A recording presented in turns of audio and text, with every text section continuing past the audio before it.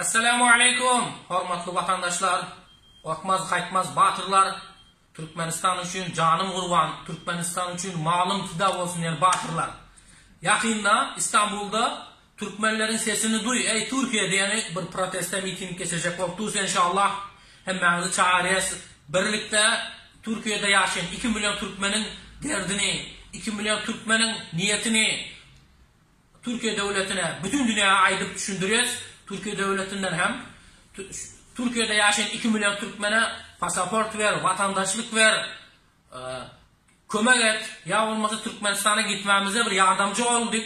İnşallah bir protesto miting geçecek oldunuz. Hem kişinin hem havarı var, sizlerin hem havarınız olsun. Yakında inşallah aydın kalıyız. Birlikte hareket edelim vatandaşlar. Yanımda da Türkmenistan'ın batırlarından, Türkmenlerin dostu, diktatör Kurbanguly'nin düşmanı Aziz ağamızdan yanımızda inşallah. Aziz ağa, buradan ayıkta olsanız dostlarımıza. Esselamu aleyküm eküyle dünya Türkmenlerine. Sağaman gezdiyorsunuz, canımız sağ olmayın.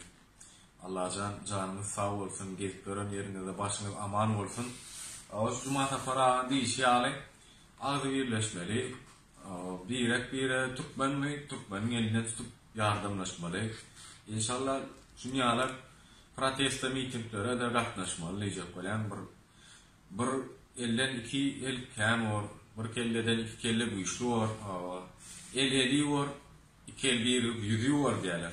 Şunun için emmemiz ağzı birleşmeli doğrudur. Hormatly vatandaşlar, inşallah şu videonun aşağına telefon numarasına zakır koyduğuz. Niyesi ve ağalarımızdan başka yerden eşitlersinizler.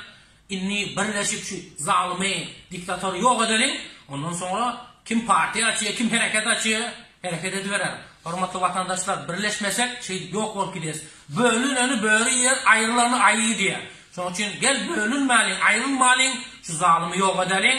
Esselamu aleyküm ve rahmetullahi ve berekatuhu.